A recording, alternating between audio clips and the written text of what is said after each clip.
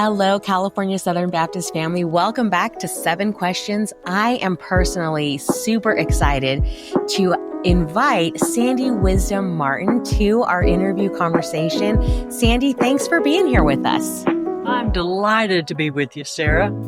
I think many California Southern Baptists are wondering, who is Sandy Wisom-Martin? Can you tell us a little bit about what your title is, give us some clarity there, and what you do in this role? I'd be glad to. I serve as the executive director treasurer of Women's Missionary Union, where our headquarters are in Birmingham, Alabama, and we call Southern Baptists to make disciples of Jesus who live on mission.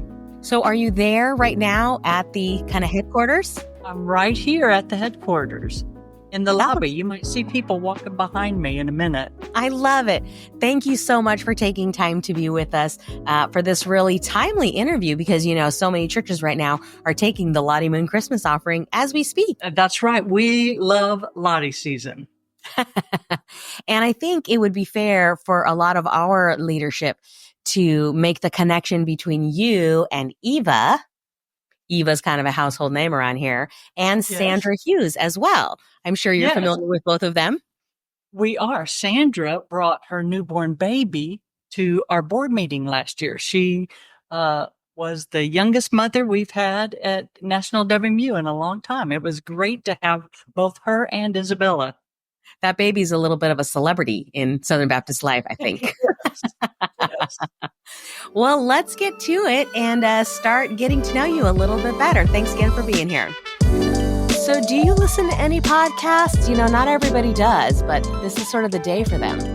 There is one go-to podcast that I listen to, and that's Lead On by Dr. Jeff Orridge. I feel like me and a few leaders around WMU think he must have National WMU bugged because we'll be talking about something and then he'll do a podcast that addresses that issue. The podcast is just so timely and practical for leaders. And so that's my favorite podcast. Yeah, we get that answer a lot.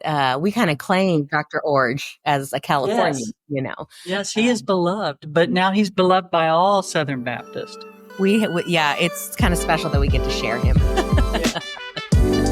Let me ask, I'm assuming as the WMU executive director that you do a lot of traveling.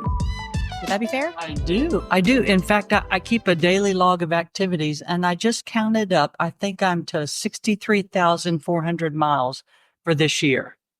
Oh, for this year. For this year, yes. So where would be one of your high point destinations that you've been to? Oh, that's a hard question, but in this year, I got to go to Indonesia with IMB leadership, and we met with Baptist leaders from around the world. And that was a special gathering to hear not only what our missionaries are doing, but what other Baptists are doing around the globe and how the IMB is trying to engage them in sending missionaries to places we can't even go. It was beautiful. That's great. Sometimes I think we forget that Southern Baptists is a global family. You know, that's right. I think I sometimes think we're in the United States and then we send out, but we really are everywhere. Okay. If you could only root for one sports team for the rest of your life, which one would it be? The Chicago Cubs. It's got to be the Cubs. Yeah. I grew up near St. Louis, and when I grew up, I was a Cardinal fan. But my husband was from Chicago, and it was kind of a deal breaker for our marriage that I had to switch to Cubs. So I'm not really a big sports fan, so it wasn't that big a deal. But I've grown to love the Cubs. It doesn't matter if they win or lose. They are loyal fans no matter what. Oh, so, yeah. It doesn't matter if they win or lose. That's great. Yeah, I love that answer. What a good wife you are. Okay, what biblical character other than Jesus would you like to meet and why? There are so many great biblical characters. I mean, giants of the faith. But I think, and I want to meet them, but I think if I wanted to meet, who I wanted to meet first would be not a well-known character in the Bible. We don't even know her name. I consider her to be a commoner like me. I think about the woman who was sick for 12 years, and she thought if she could just get to Jesus and touch the hem of his garment, she would be healed. And so she followed the crowd, fought her way through the crowd, and with raw faith, reached out and touched the hem of his garment, and immediately she knew she had been healed. Yeah. And I would just love to sit down and talk with her. How do you, after 12 long years, how do you still have that faith? I want faith like her. I want to talk to her and find out Yes. what made her tick. I wonder what that sensation must have been like. I bet there's just no words to explain. I'm sure they're not. I'm sure they're not. So since we've been doing these 7-question interviews, we used to ask the question, do you have a verse that you're dwelling on in this season? And sometimes that's been a really good question. More often than not, people started sharing that they had a life verse, which is not something I had considered before. So the question to you is, do you have a life verse, or do you have a verse that you're kind of dwelling in right now in this season of life? I have a life verse, and that's Galatians 6:9. Let us not grow weary in well-doing, for in due season we will reap if we faint not. I love that verse. Yeah, that's a great verse. It really helps, the saints to persevere, right? Absolutely. Yeah, very encouraging. Well, we have a question that has become my favorite question. When you think through all the names of Christ, which one resonates with you right now and why? That's a great question. There are so many ways I could answer it.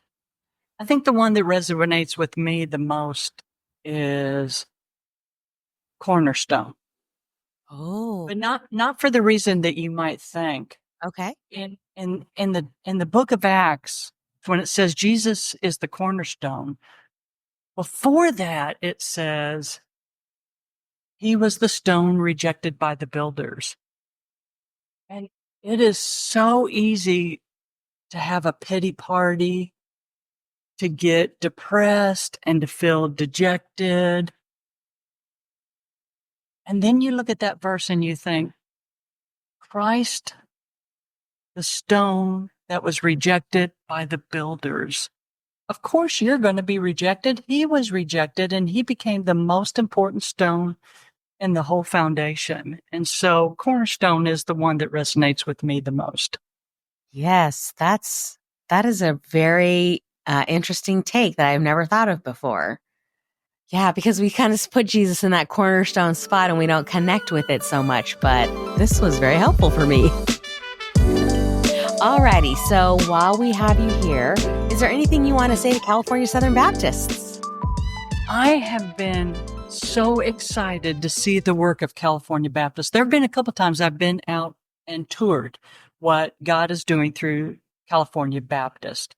And I went to this one church where they're using boxing as a way to disciple others. And at that same church, they have a studio where they're teaching students how to use videography and arts as a way to share the gospel. I'm like, that is so cool. I went to another church where they met in a drama theater, is where they have church. I'm just so excited about the creative ways that California Baptists use to reach out to engage people in gospel conversations. So I want to say, keep at it, keep going. Thank you for what you're doing. But I would also want to challenge you to keep doing it together as churches, as associations, as the state convention. You really can accomplish more together. And so just keep that in mind. But thank you for what you're doing. You lead the way in sharing creatively and speaking to culture creatively. Yeah, we do kind of take a little bit of pride in the ingenuity and the innovation Yes. that we've been forced to discover and implement. And so thank you for seeing that and for saying it out loud. But now that you can teach the rest of us, because it's coming for all of us. And so you're going to help lead us. Thank you. Well, I'm so grateful to be able to sit with you. We have met a few times in person, and you are a treasure, just a delight to be around. And I knew a long time ago that I was going to try to get you on 7 Questions because I just know that our people are going to be blessed by hearing your heart and understanding what WMU does to hold up the mission efforts through the local church, which is so important to all of us. So thanks for being here. I've enjoyed being with you. Thank you for allowing me to be a part. All right. We may be coming back next year in 2025 with a few more 7 questions, but I think we're going out on a high note, everybody. So thanks for checking in with us. And thanks again, Sandy.